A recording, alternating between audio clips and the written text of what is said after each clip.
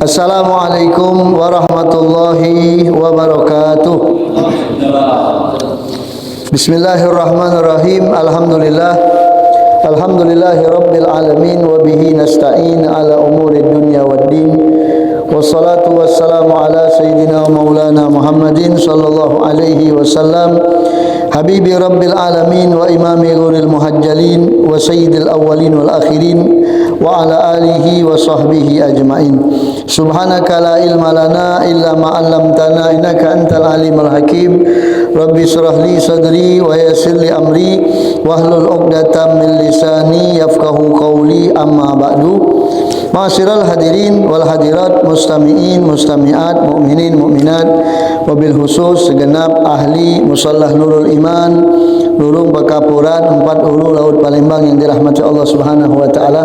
Orang-orang tua kita yang hadir bersama kita, berikut mendoakan kita, juga segenap pengurus Musallah Nurul Iman, semoga kita selalu disehatkan Allah, dipanjangkan umur dalam ketaatan kepada Allah, selalu berjalan dalam hidayah dan petunjuk dari Allah, tidak pernah kalah iman kita dengan dunia, tidak pernah kita menjual Islam kita dengan dunia, dan mudah-mudahan dunia menjadikan sarana kita untuk membantu Islam dan iman kita, sehingga kita bisa membantu agama Allah dan menegakkan agama Allah dengan bantuan dunia yang Allah berikan kepada kita.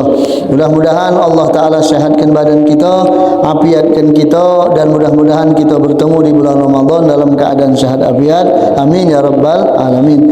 Ma'asyiral hadirin wal hadirat, mustami'in mustami'at, mukminin mukminat, malam ini insyaAllah kita akan kembali menyambung daripada pembahasan kitab An-Nasaih Diniyah wal Wasaya Al-Imaniyah, tentang nasihat-nasihat, kewasiatan-wasiatan tentang keimanan yang dikarang oleh Al-Imam Shahibur Ratib Habib Abdullah bin Alwi Al-Haddad. Malam ini kita masih berbicara tentang hal-hal yang berkaitan dengan Al-Quran. Bismillahirrahmanirrahim. Wa idza talautal ayatil lati fiha dzikru awsafil mu'minin was salihin min ibadillahi ta'ala. Ketika kita membuka Quran, kemudian kita menemukan ayat-ayat yang menceritakan tentang sifat-sifat orang beriman. Ya, tentang orang beriman itu tidak mempunyai sifat yang sabar, yang bertakwa. Itu kita baca kitab seperti itu, ayat seperti itu, atau mungkin kita buka ayat itu berisikan tentang cerita-cerita atau sifat-sifat orang-orang solihin, para anbiya, para aulia, para solihin, banyak dalam Al-Quran itu. Nah, apa yang kita lakukan? Wa fiha syarhu ahlakihim, kemudian kita baca bagaimana ahlaknya, bagaimana sedekahnya, bagaimana infaknya, bagaimana kehidupannya dan lain sebagainya. Maka kita renungkan, kita lihat, dan kita masukkan diri kita agar kita mempunyai sifat dan bisa berakhlak mengikuti jejak mereka. Nah, itu makanya di dalam ayat-ayat Al-Quran itu banyak sekali cerita tentang sahabat-sahabat, walaupun namanya tidak disebutkan di situ.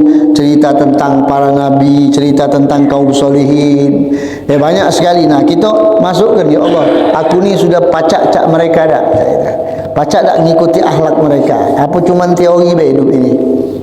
Cuma pacak sembahyang 5 waktu be, cuma pacak ini be, tapi akhlaknya kemana-mana, tak jelas.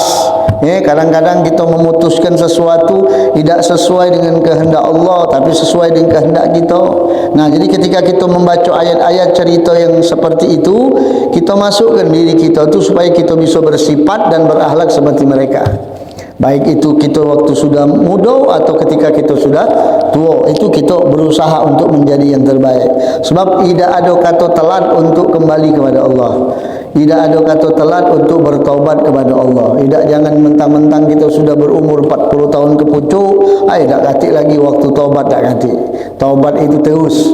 Walaupun yang penting masih ada aman dicekal, masih ada hawa, pagat ke kacau, masih berembun kacau itu. Nah, itu berarti masih hidup.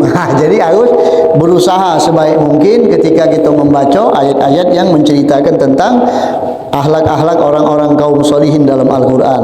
Sebabkan Al-Quran itu 2/3 cerita. 2/3 itu cerita galau. Banyak dari mulai awal dicerita tentang cerita-cerita. dari cerita Nabi Musa, dari cerita Nabi Ibrahim, dari cerita Nabi ini, cerita kalau. Nah, kita ambil hikmahnya. Oh, Masya Allah, perjuangannya seperti ini. Nah, mungkin ada yang nyangkut di dalam kehidupan kita. Mungkin apa yang kita rasakan juga pernah diceritakan apa yang kita baca dalam Al-Quran itu. Dalam rumah tangga tak punya anak sekian tahun, cerita Nabi apa? Banyak kan? Nabi Zakaria. Kemudian cerita Nabi apa lagi yang tak punya anak sekian tahun Nabi Ibrahim, Nabi itu kan banyak anaknya Siti. Dari ini jadi kita baca sejarahnya. Oh, seperti itu. Jangan maco belajar wirid-wiridnya nak ngamal-ngamal kan. Oh, ini ayat ini untuk supaya betino galak sama kita. Supaya bini tunduk sama kita. Akhlak dak kati ya sama, beda tunduk bini kita. Bini kita bukan tunduk, nunduk, nanduk kita malah. Nah, itu seperti itu. Wa idza talautal ayat allati fiha dzikrul a'da wa minal kafirin wal munafikin. Ketika kita buka ayat lalu diceritakan di dalam Quran itu ayat yang menceritakan tentang orang-orang kafir dan orang-orang munafik. Orang kafir, orang munafik itu ceritakan Allah kan banyak dalam Al-Quran itu. Tak boleh ini, dia galaknya malas solat, galak apa riak, kalau ibadah minta dijenguk wong dan lain sebagainya. Kemudian menceritakan di dalam ayat-ayat itu tentang keburukan akhlak-akhlak dan sifat mereka. Maka kita renungkan dan kita lihat apakah kita melakukan apa yang mereka lakukan. Nah, itu maksudnya. Tingkah laku kita ni sama tak cak mereka? Galak malas solat, galak nipu, galak berbohong, malas sama tak sama mereka? Kalau sama mereka, bertaubatlah dengan Allah cepat-cepat. Ya Allah, berarti aku ni selama ini sama cak orang munafik. Berarti aku sama ni sama cak orang kafir. Mengapa Allah menceritakan akhlaknya dalam Al-Quran seperti ini, seperti itu? Cepat-cepat kita bertaubat, jauhi agar Allah Ta'ala tidak menurunkan kepada kita bala, kemurkaan dan hukuman buat kita. Kalau Allah tu sudah menurunkan kehukuman, ya jadi bahaya buat kita.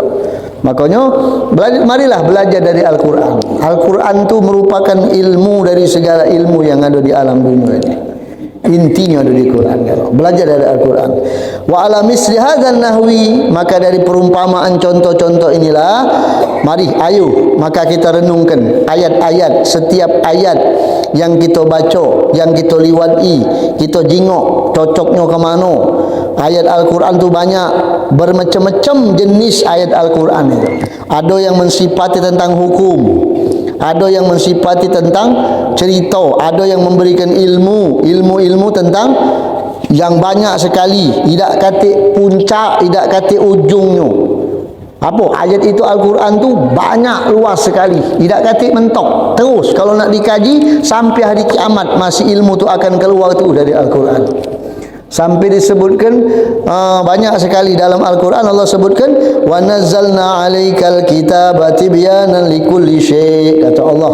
Surat An-Nahl ayat 89 Allah sebutkan, dan telah kami turunkan kepadamu wahai Muhammad Al-Kitab. Al-Kitab itu adalah salah satu nama Al-Quran. Tibyanan sebagai penjelas, sebagai menjelaskan likulli syai', atas segala sesuatu. Aduh kalau kita nak buka usaha, kita bukan lulusan tukang las, kita bukan lulusan doktor Andes, kita bukan wong yang punya pangkat, kita nak buka usaha. Mak mana cara kita supaya kita pacak muka usaha ini? Ada dalam Al-Quran, diajari Allah, fas'alu ahla zikri in kuntum la ta'lamun. Tanya tukang las, mak mana caranya? Macam itu. Dak pacak jualan model, dak pacak jualan pempek, mak mana caranya rami? Tanya tukang pempek. Jadi dibukakan galau inti-intinya, kemudian adab segala ada galau. Ma farratna fil kitab min syai', kami tidak pernah hilangkan bagian dari Al-Quran sesuatu sedikit pun tidak. Itu ada galau. Asal kita galak mengkajinya dan mentadabburkannya. Kemudian minta tolong kepada Allah Ta'ala. Wasta'in, minta tolong agar kita benar-benar pacak bertadabbur, memahami makna-makna Al-Quran dengan tartil, dengan baik-baik bacaan, pelan-pelan kalau maco. Minta tolong sama Allah, jangan ngesok. Jangan baca Quran, sebab kita ni maaf bukannya mentafsir tapi menterjemah. Kalau mentafsir itu ada ilmunya khusus. Tak boleh kita mentafsirkan Quran itu, ada ilmunya, ilmu yang khusus, yang memang ada sikap budak majlis dia kalau berdoa Allahumma alimni ta'wil wal hadis, dia minta kepada Allah, minta diajari ilmu ta'wil dan hadis. Anak juk tahu itu jangan doa macam itu. Dia waktu doa tu dibaca di umum. Allahumma alimnal hadis wa ta'wil. Alimna dipakai domirna. Ya Allah ajari kami ta'wil. Ta'wil tu tafsir hadis dan tafsir Al-Quran. Minta diajari. Kata anak ngomong itu doa yang didoakan Nabi kepada Abdullah bin Abbas. Jadi jangan dibaca. Wa faqihna fid din. Jangan, itu doa khusus. Kalau inti nak maca dewek boleh, tapi jangan dipakai domirna, sebab tidak seluruh wong ini masuk dengan doa itu. Kalau memang doa itu memang diumumkan Nabi untuk wong banyak, pasti Nabi ngedoakan itu tidak sikok wong. Cuman Nabi doakan, Nabi cuman sikok wong dipilih Nabi tadi adalah Abdullah bin Abbas. Ya Allah, alim ke dia ahli takwil hadis dan juga ahli takwil tafsir Al-Quran. Nah, dari situlah didoakan Nabi. Jadi kalau kita baca doa juga, hati-hati doa tu. Ada doa-doa yang jangan kita baca secara umum, sebab tidak seluruh wong ini mampu nerimonya. Ada doa yang kalau kita ngangkat tangan langsung kita baca be, Allahumma anzil alaina ma'idatan minas sama. Jangan baca doa itu. Itu doa mukjizat untuk Nabi Isa, bukan untuk dibaca di halayak umum. Itu kan artinya. Jadi kita ni kadang-kadang baca doa, jengok dulu doanya tu. Jadi tidak seluruh kita ni ahli takwil tafsir. Jadi mak mana cara baca Quran tu cukup kita bisa memahami terjemahnya be. Artinya baca dengan tartil, baca dengan pelan. Kemudian jangan mujadibatal ajlah wal haza wal hazramah. Jangan cepat-cepat baca Bismillahirrahmanirrahim. Alhamdulillah. Jangan. Baca dengan pelan. Faqad waradan nahyi anzalik, sudah ada larangan dari tentang hal tersebut. Artinya kalau kita baca terlalu cepat itu dilarang. Artinya jangan terburu-buru. Kemudian kita meninggalkan tartilnya, huruf-hurufnya. Kemudian kita meninggalkan keutamaan ayatnya. Kadang-kadang maaf ini surat Yasin itu banyak antum salah baca. Di surat Yasin itu ada waqaf lazim duiko Koryah Ashabul Koryah itu sikok Nah itu kebanyakan wong tak disetop ke, langsung nyambung, haram hukumnya. Ashabul Koryah itu disetopkan. Kalau tak salah di Ashabul Koryah sikoknya di ujung, di sebelum akhir itu di mana sikoknya? Qauluhum. Nah di qauluhum itu ada waqaf lazim mim di pucuknya. Itu wajib berhenti. Waqaf mim itu hukumnya wajib berhenti. Nah, jadi kita maksudnya mana? Wajib stop dan wajib ngambil nafas. Itu tidak boleh kita langsung stop kemudian kita jeda langsung kita sambung. Itu saktah namanya. Kalau saktah itu berhenti sejenak tanpa ngambil nafas. Nah, contohnya tanazzalul malaikatu waruhu fiha biizni rabbihim min kulli amrin salam. Ada saktah di situ Nah, boleh di amrin, boleh di salam berhentinya. Nah, itu saktah. Beda dengan waqaf lazim. Nah, kalau kita maco ngaca-ngaca keliwat anggalo bohongan. Mano panjang pendeknya ada kalau kita ni kan qiraah kita ni qiraah Imam Hafiz, Imam Asim dan Imam Hafiz. Jadi qiraah bacaan Quran kita ni ya melok cara beliau membaca. Lam, kalau lam alif itu dianjurkan untuk stop kalau sholat dianjurkan untuk bagusnya disambung. Macam-macam kita belajar itu kaifiahnya. Jadi maco dengan tartil sebagaimana Allah sebutkan warattilil Qur'ana tartila. Maco Quran tu dengan tartil, panjang pendeknya tepat ke. Ini diajarkan. Kemudian walamma wasafat Ummu Salamah wa riha minas sahabah radhiyallahu anhum qira'ata Rasulillah. Ketika istrinya Nabi dan para sahabat-sahabat Rasulullah mensifati tentang bacaan Qur'annya Rasulullah. Jadi mereka mendengar Nabi membaca Quran, wasofu qiraatan murtalatan mufassiratan harpan. Mereka mensifati bacaan Quran Rasulullah itu bacaan yang benar-benar tartil, kemudian bisa terperinci dengan kita mendengarnya baik, kita sudah pacak memperincikan ayat itu. Kemudian satu huruf demi satu huruf. Sampai-sampai Rasulullah bersabda, yuqalu liqari'il Quran. Nanti di hari kiamat akan dipanggil orang-orang yang baca Quran, lalu dikatakan kepada mereka, Iqra warki, bacalah. Bacalah Quran warki, dan naiklah, kata Allah. Suara tadi memanggil, naiklah, warattil, tertelkelah bacanya, baik-baiklah, pas-paskelah bacanya, kama kunta turattil fid dunya, sebagaimana kau baca secara tartil di dunia. Baca juga sekarang, kata Allah Ta'ala di sana. Suara tadi mengatakan, fa inna manzilataka inda akhiri ayatin taqra'uha, kedudukan kau di surga adalah sesuai akhir ayat yang kau baca ini. Sampai ke mana? Mentok di situlah kedudukan kau di surga. Makanya kita dipanggil ahli Quran itu baca Quran sebagus mungkin, sebagaimana kau baca di dunia. Bacalah Quran dari sebagusnya sampai kita sudah mentok, itulah kedudukan kita di surga. Tuh, Quran itu kan, Quran itu sangat istimewa. Bahkan ulama mengatakan ada durujil jannah, derajat tingkatan-tingkatan surga itu biadadil ayil Quran, sejumlah ayat-ayat Quran. Sejumlah ayat-ayat Quran. Maka fatakunu manzilata man yaqra'ul Quran, kedudukan orang yang membaca Quran seluruhnya di atas derajat surga.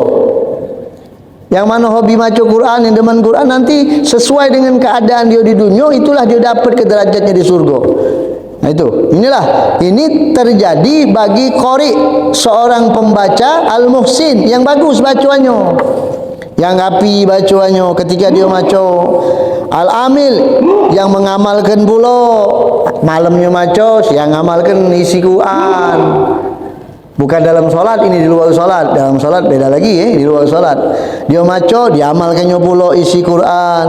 Bukan wong yang maco yang keliru, yang lalai, maco, ngonyong sana, ngocong sini, ada gede kumbungnya, ada jambar ubu, bijaknya, laju kalau pokoknya berengkang-dengkang, tang berentung, maco, diantem sana, gulu kili. Tidak ada terarah bacaan Qurannya. Tidak masuk ini. Maka menunjukkan daripada sini hadis-hadis yang sahih yang telah terdapat ancaman bagi wong yang membaca Quran kemudian tidak mengamalkan isi Al-Quran. Ya, itu artinya walaupun dia macanya secara zahir bagus, tapi tidak pernah melakukan amalan Al-Quran. Ini yang ngamal ke, yang macanya bagus, yang ngamal ke pula isinya, menerapkan dalam hidupnya sehari-hari. Kalau bahasa Palembang tu Quran berjalan. Siapa Quran berjalan? Rasulullah. Kalau nak nyingok Quran bahasa kita nyo, Quran berjalan. Bukan Quran tu berjalan. Sebab Nabi tu pernah ditanya, sahabat tu pernah bertanya sama Sayyidina Aisyah, bagaimana akhlak Nabi? Maka Sayyidina Aisyah menjawab, kalau nak nyingok akhlak Nabi, nyingoklah Quran. Itulah akhlaknya Rasulullah. Berarti maka disebutlah dengan istilah Quran berjalan itu. Faham tak maksudnya? Bahasa orang pingin, Quran berjalan. Akhlaknya sesuai dengan tuntunan Al-Quran. Pakaiannya, adabnya, senyumannya, oh itu hebat. Kalau sudah memiliki budi pekerti seperti Al-Quran, maco dan ngamal kan, Masya Allah. Tapi kita nak berakhlak dengan Al-Quran, mesti banyak maco dulu. Tak mungkin langsung nak ngamal ke Quran, maco jarang. Aku nak ngamal ke Quran, maco tak pernah. Sama dengan wong yang ngaku-ngaku wangi badannya mandi, tak pernah. Sama macam itu. Aku ni wangi badan, tapi mandi seminggu sekali. Nah itu sama macam itu. Jadi tak mungkin dia nak bakal ngamal ke Quran kalau nak dibaca. Jadi tak usah nak menghayal. Biarlah aku tidak ada maco, tapi Al-Quran sudah dalam pikiran aku. Aku sudah mencapai hakikat dengan Allah. Wah, bertakuan gini. Memang Al-Quran itu tidak di dalam kepala kita, Pak. Kalau dalam kepala kita, peta kepala kita. Ya, Quran itu di luar kepala kita. Ya, kalau di dalam kepala, berpeta kepala kita. Nah, seperti itu. Tapi nak dibaca dulu, Pak. Baca ngamalkannya. Nah, jumlah ayat dalam Al-Quran banyak, lebih dari 6.000 ayat. lebih dari 6.000 ayat. Makanya kalau kita baca Quran itu nak pas, ada hitungannya Quran itu. Kalau di dalam kitab tafsir kan ada hitungan 6.666 sekian, nah hitungannya ayatnya sekian, kamu apa namanya, suratnya sekian, kalimatnya 700.000 sekian. Nah itu ada hitungannya. Makanya kalau kita dihitungkan oleh ulama ayat itu supaya apa? Supaya kalau kita maca itu pas, jangan ngurangi takaran hurufnya. Sebab ada be wong ni galak maca ayat Quran tapi ngurangi takaran hurufnya. Banyak. Aman ditegau pintarlah dia. Taulah dia. Contohnya maca surat Al-Qadr. Inna anzalnahu fi lailatul qadr. Qad bacanya, ra-nya mana? Ra-nya tu mana? Akan ada ra itu. Kalau dibuang siko, buang. Wal as. Ra-nya mana? Wal asr, bukan wal as. Wal as itu khalifah Abul As namanya. Iya, Umar bin As. Ini wal asr itu. Jangan wal as. Itu. Jadi maco tu sebab Quran tu ada hitungan huruf. Makanya kalau tak baca belajar. Jangan malu-malu, jangan segan-segan. Belajar Quran, baca benar-benar. Nah, makanya kalau tampil jadi imam itu benar-benar kita siap. Tampil jadi imam tu benar-benar kita siap. Kita tidak sesuai dengan apa yang ditentukan dalam Al-Quran itu dewe. Latihan belajar. Nah, itulah makanya 6.000 ayat dalam Al-Quran itu, itulah begitulah kedudukan seorang di dalam surganya Allah Subhanahu wa taala kalau dia galak rajin baca Quran di dunia. Nah, apalagi sunnah ketika baca Quran? Wa minal mandub, di antara hal yang disunnahkan ketika kita baca Quran, tahsinus saut bil Quran, memperbagus suara kita. Sunnah hukumnya. Punya suara bagus tu masya-Allah. Kalau bagus nian, kalau sok-sok bagus lain. Kalau memang suara tu cetakannya bagus nian, dan kalaupun umpama kita suara kita dah bagus, medok suara kita, tetap ketika kita baca Quran, kita lantunkan dengan bagus. Ya, kalau kita ni kan maaf, kalau suara bagus ni sebenarnya wong pilihan-pilihan yang memang dipilih. Tak setiap wong punya suara bagus. Tidak setiap ustaz suaranya bagus. Tidak setiap manusia punya suara bagus. Ya dah. Kenapa? Sebab kalau suara bagus tu mu'inun ala huduril qalbi. Dia akan menolong waktu maco tu hati kita hadir. Khusyuk. Kemudian membangkitkan kesedihan. Kita baca ayat-ayat yang bercerita tentang azab. Kalau suaranya bagus, kita dengar benar. Galak suri-suri dibuka itu. Kalau kita faham artinya, ketika si qari itu membacakan ayat tentang azab Allah Ta'ala, kita walaupun ada getaran hati itu. Ya Allah. Kena suaranya bagus. Oh, tahu suaranya ngebas terus, tak katik treble-nya. Bang, bang, bang, ngebas terus. Nah itu bukan berarti tidak boleh, bukan. Itu sunnahnya. Kemudian wabais ala husnil istima' wal isqa' ilal Quran, dan dia akan menjadi pembangkit wong tu tertarik dengan Quran itu. Wih, masya-Allah suaranya. Ajib suara ni. Lemaknya dengan, walaupun maaf mungkin kita tadi tak kenal sama dia. Begitu dia baca Quran, ya salam, ajib suaranya. Nikmat rasanya dengar suara tu. Sebab sebagian Nabi Muhammad mengatakan hasinul Quran bi aswatikum. Hiasilah, indahilah Quran dengan suara-suara kalian, kata Nabi. Rasulullah. Wa qala alaihi salatu wasalam, man lam yataghanna bil Quran falaysa minna. Orang yang tidak melantunkan Al-Quran bukan dari kelompok kami, kata Nabi.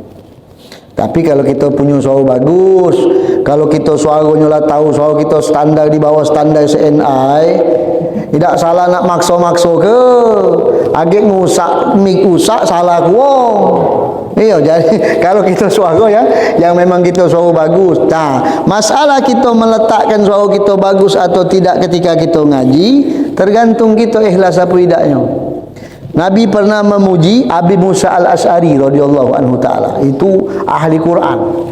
Sampai dipuji oleh Rasulullah ketika Nabi mendengar bacaan beliau. Alangkah bagusnya suara Abi Musa al-Ash'ari ini. Sampai kata Rasulullah, laqad utiya mizmaron min mazamiri ahli Daud.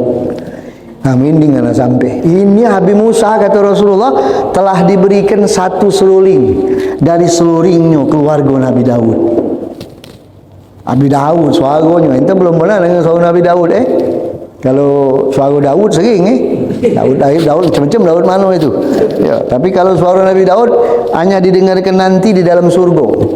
Gek wong surga, masuk surga tu gek dihibur dengan suara Nabi Daud. Jadi kalau pengen dengar mak mana hebat suara Nabi Daud dalam surga. Didengar aku dah. Di surga. Agak kita duduk bersama-sama. Ada konser.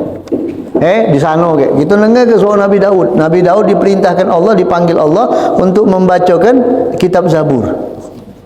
Dibacakan sampai dikatakan dalam riwayat itu manusia surga tu, penghuni surga tu terlena selama 70 tahun. Menghayal, tak kata ujung. Asyik dengan suara Nabi Daud itu. Kita belum pernah dengan suara itu. Angin stop, jin berhenti. Ya, jin itu ada nabi loh jin. Jin ada yang jadi nabi. Cuma tidak termaktub di dalam kitab. Tapi di dalam kitab ulama ada jin yang menjadi nabi. Dan juga jin ada yang punya suara bagus. Bukan kita punya suara bagus. Dia juga punya suara bagus sebab dia sama cak kita. Dia dengar suara Nabi Daud, terindah bagus, Masya Allah. Suruh. Ini sahabat Nabi tu bagus, ada yang bagus suaranya. Sampai di dalam riwayat pernah diceritakan ada sahabat, kalau tak salah Abi Tolha radhiyallahu anhu taala itu pernah lewat di sebuah kuburan sahabat namanya Abdullah bin Salam. Mungkin kita dengar cerita Abdullah bin Salam tu, dia tu seorang, kalau tak salah Abdullah bin Salam seorang Yahudi yang masuk Islam. Abdullah bin Salam sudah meninggal. Abdul Toha lewat ke kuburannya, mendengar suara dia ngaji dari kuburan itu. Kalau tak salah dalam kitab Khosaisul Ummatil Muhammadiyah karangan Abu Ya Al-Imam Said Muhammad bin Ali Al-Maliki, kemudian diceritakan oleh Abu Toha ke Rasulullah. Bagus nian suaranya. Dua kubur kan tu. Dengan suara itu. Maka kata Rasulullah, itulah kata Nabi Muhammad seorang mukmin. Arwah orang mukmin kata Rasulullah kalau siang hari diletakkan Allah di lentera surga, kalau malam hari dikembalikan Allah ke dalam kuburannya. Maka mereka tadi ada yang galak solat, ada yang galak ibadah. Itu yang galak dipinta oleh ulama-ulama itu. Saking indah suaranya itu. Makanya kita ziarah ke kuburan itu tujuannya tu bukannya kita ziarah ke kuburan tadi minta ke kuburan apa gawe minta ke kuburan mak minta sama abah kita. Ya dah cak itu Nah ini jadi suara begitu bagus. Tapi kayak di surga ada lagi suara yang lebih bagus dari Nabi Daud. Sudah kelar Nabi Daud membacakan kitab Zabur. Kata Allah tanya, hei ahli jannah, hamba-hambaku, pernah tak kalian dengar suara lebih indah dari Daud tadi? Maka ahli jannah menjawab, belum. Alangkah bagusnya, belum pernah kami dengar suara sehebat itu. Kata Allah Ta'ala, apakah ada ya Allah? Ada lagi suara yang lebih hebat, lebih merdu dari suara Daud. Ya Allah, dengarkan kami nak dengar. Dipanggillah Sayyiduna Muhammad sallallahu alaihi wasallam. Naiklah Rasulullah, Nabi kita. Lalu Nabi kita diperintahkan Allah untuk membaca surat Toha wa Yasin. Dua surat itu. Lalu kita tadi ahli surga tadi terlena. Lebih indah lagi suara daripada suara Nabi Daud. Terlena sampai dikatakan 700 tahun lebih kita terlena mendengar suara Nabi Muhammad membacakan surat Toha wa Yasin. Sudah kelar, sadar kalau ditanya lagi sama Allah, hai hamba-hambaku yang mulia, sudah tak, benar tak kalian mendengar suara lebih indah daripada suara kekasihku Muhammad? Kata mereka ahli surga menjawab, belum. Oh Masya Allah, indahnya ya Allah. Ada lagi yang lebih indah kata. Ada lagi. Maka Allah sendiri yang turun membacakan surat Al-Ma'idah. Ada dalam hadis riwayat itu. Allah membacakan surat Al-Ma'idah, maka manusia surga itu terlena sampai tak tahu lagi berapa puluh juta ribu tahun. Lama. Makanya itu Quran tu masih dibacakan dalam surga. Makanya kita yang tak pernah baca Quran itu sadarlah, ingatlah, jangan nak nunggu puasa leh. Bagikan waktu kita. Sehari dikit jadilah. Yang penting jangan kosong dari qiraatul Quran. Sebab Quran itu yang bakal ngenjuk syafaat kita.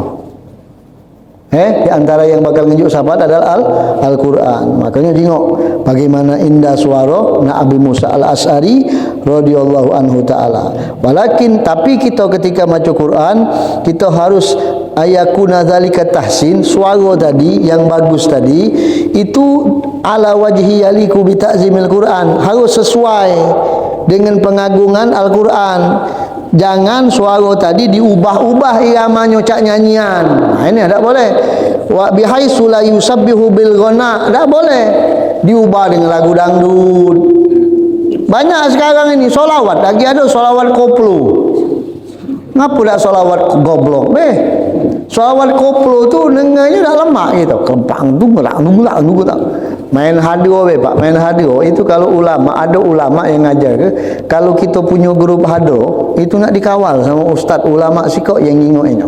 Sebab pukulan hadio, pukulan gendang itu kalau nak urutkan hukumnya itu bisa haram. Apalagi kalau dia mengajak orang lupa dengan Allah. Pukulan-pukulan alat musik yang mengajak kita lupa dengan Allah itu hukumnya haram. Setiap alat musik apapun juga. Apalagi yang namanya mizmar, apa biola, gendang, itu tobel tu gendang besar, termasuk dalam hadis itu. Di antara yang diharamkan Rasulullah. Kalau kita jengok gendang besar tu, hadio tu ada tak gendang besar? Nah, tapi ulama sepakat ditinjau lagi dari hadis lagi, dari sejarah, jengok bagaimana dulunya ternyata alat musik itu tergantung daripada penggunaannya. Kalau memang digunakan sehingga wong itu dekat dengan Allah, dekat dengan Nabi, membangkitkan semangatnya untuk berbuat baik, maka baik jadinya. Tapi jarang kalau lagu koplo tu nak jadi wong nak sedekah. Aku habis dengar lagu koplo duntab nak sedekah. Jarang. Gato-gato kebanyakan, solat asar liwat, solat zuhur liwat. Stop dulu, mati dulu. Ngapa? Solat azan dulu, habis azan laju lagi. Nah, itulah tadi. Jadi jangan ngaji Quran dengan irama-irama yang tak benar. Jangan. Wa insadul asy'ar itu qasidah lagi tak boleh, apalagi Quran. Dan juga mengeluarkan syair-syair, mengumandangkan syair-syair dengan lahan. Lahan ni apa kalau bahasa kita? Irama-irama yang dilakukan sebagian orang-orang bodoh. Lagu syair-syair, ya Rasulullah jina li ziyarah qasidina, kan lemak dengarnya. Ini diubah dengan lagu Sunda. Diubah dengan irama-irama yang menggembirakan. Nah, itulah kekeliruan kita. Tak boleh. Pernah dalam hadis diceritakan waktu di zaman Rasulullah, itu hadisnya sahih. Ada orang masuk masjid, dia berpantun mencari ontonya yang hilang. Dengar tak hadisnya? Dia mengeluarkan nasyid, kasidah, berpantun, mengeluarkan syair atau bahasa kita ni nyanyian, tapi dengan kalimat-kalimat yang menyesatkan. Iramanya tidak sesuai tempat. Maka kata Nabi Muhammad, Allah tidak membalikkan dia dengan kau, Rasulullah. Nah, itu larangan, berarti Nabi tidak boleh mengeluarkan syair-syair atau bahasa-bahasa atau irama-irama yang membangkitkan syahwat. Maka mana Ustaz? Anak ni kalau dengar lagu dangdut Ustaz, umpama ni ditanya dengar lagu dangdut ni Ustaz, tapi lagunya tentang Israel. Bila Israel datang memanggil, tapi nangis Ustaz, anak teringat bini anak lah mati, teringat laki anak lah meninggal. Bagus, tak apa-apa. Tapi ngarah ke inti solat tak? Kalau cuma teringat sembahyang tidak. Aduh, teringat dengan kematian, tapi sembahyang malas tambah. Nah, itu nyusu namanya. Namanya nyusu. Jadi kalau kita tu membangkitkan, memang kalau kita tu umpama dengar lagu dengar irama, kita dengar, tahu-tahu ya Allah, ternyata anak ni banyak dosa sama ya ilahi lah seumpama atau lagu-lagu yang lain lah. Tinggal kita langsung wudu, kemudian solat tepat waktu, teringat, itu bagus. Ya, kalau maaf-maaf jaranglah kalau lagu-lagu koplo, lagu-lagu dangdut tu ngajak menget dengan solat itu. Jarang, jarang. Kalaupun ada hebatnya nanti berarti. Ulana ni kalau dengar lagu mabuk lagi langsung nak semayang. Nah, lajulah. Umpama lajulah, tapi benar-benar. Ya, tapi jarang yang cak itu. Nah, ini hukum kalau orang bertanya hukum musik, cak itu hukumnya. Jadi musik tu bukan dihukumi alat musiknya. Dulu anak punya cerita sikok. Mungkin mus kenal. Di kampung ana tu ada Ami Mamat Madihid tahu mus yang majlis anak kita malam Selasa dulu Ami Mamat tu pacak ngubat wong Nah, itu abahnya Ami Ali namanya. Ibunya namanya Tomci, tahu mungkin mus kenal. Itu dua-dua laki bini jago main biola kalau. Tanyalah kamu. Kalau main biola pacak nangis wong dengar. Main biola nang winding anak sampai. Anak pernah dengar masalahnya. Tu anak kecil tu anak dengar Ami Ali tu galak main biola. Bagus sebab rumah gede anak belakang rumah dia. Main bola. Yang ngelarangnya Ma'alim Nang. Allah yarham Ma'alim Nang. Benti lali main biola. Muridnya, ngapa? Agak kuburan kau berbunyi. Ya. Ya. Padahal sebenarnya dia main biola tu bukannya membuat wong lalai kadang-kadang Kadang dia nak muji Rasulullah kan. Jadi ulama tu menjago takut dimeloi. Wong dah ngerti je itu. Kalau kita ngerti, tak main gambus atau main gitar. Main gitar. Main gitar itu boleh, silahkan, tak apa-apa. Anak pacak kalau pak main alat musik. Anak dari kecil, abah anak pemain orkes. Dari umur 7 tahun anak lah pacak main drum. Bukan nak ngomong ke pacak kalau. Tapi setelah kita tahu ini arahnya ke sini, arah ke sini, sudah. Berarti ini ada bagus. Nah, kalau umpama kita main gitar tadi kita arahkan muji Rasulullah. Ya Rasulullah salam jeng. Apa jadi masalah? Silahkan, tak apa-apa. Nah, itu maksudnya. Jadi tengok ini contohnya, ini contohkan oleh ulama. Habib Allah Haddad ini yang pengarang kitab ini, beliau itu paling demen hadir acara gambusan. Kalau bahasa kita ni gambusan. Jadi gambusan ni adat bukan wong habaib asalnya. Gambusan ni adat wong Badui. Wong Badui yang tinggal di Mekah, yang dipinggal di Madinah, itu yang dekat sama ahli bait Rasulullah. Mereka berkumpul, main musik-musik. Ini yang hadirnya kebanyakan ahli bait. Jadi di amannya di mana hadirnya. Maka dari situlah. Nah, cuman dulu beda sama sekarang. Kalau zaman dulu mana ada betino yang hadir. Kalau sekarang juga sama, kalau di sana tak katik betino yang hadir. Nah, kalau sudah acara tu hatta gambusan, kalau sudah bercampur dengan lanang betino, sudah rusak itu acara. Tak usahkan kita dak melo AB dak sama hukumnya. Bercampur lanang betino, apalagi nyoget pulo, ado saweran pulo. Walaupun nyanyi lagu Arab, wong Arab sana umur setahun lagi bahasa Arab di sana. Iya, tak mungkin di bahasa Menganjan. Jadi walaupun pakai bahasa Arab sama baik lagu itu. Cuman mana keadaan yang dibuat itu Kalau mau kita, tak boleh kau nonton. Makanya ada Haji Marawis. Kalau Haji Marawis tu lanang kalau biasanya dak katik betino. Bagus sebab kalau kita pengen biasanya kalau ulama dulu tu kalau nak ada acara-acara itu mereka Fatihah. Kirim doa sama ulamanya seperti itu. Nah, jadi setelah mereka Fatihah, mereka arwah-arwah orang-orang soleh tu dikirimi doa. Makanya majlis berkah. Sama cak kita lah. Kalau kita nak masuk Ramadan kita malam pertama Ramadan itu Allah Taala bukakan pintu rahmatnya. Ingatkan antum, malam pertama Ramadan kalau kita tak ketemu lagi malam sembilan depan, ingatkan di malam pertama Ramadan Allah bukakan pintu rahmatnya sebesar-besarnya. Maka tunjukkan malam itu, malam awal Ramadan itu. Makanya para ulama itu kalau sudah malam awal Ramadan sudah salat Fatihah, sudah salat tarawih, sudah salat Isya, sudah salat tarawih, sudah doa segala macam, mereka tutup dengan tawasul. Kirim Fatihah buat arwah kiai kita, ustaz yang ada di sini, kiai kita yang ada di Palembang, guru-guru kita, kirim Fatihah. Sebab malam itu dibukakan pintu rahmat Allah. Maka barang siapa malam itu, kata Rasulullah, dipandang Allah dengan pandangan rahmatnya, tidak akan merugi selama-lamanya.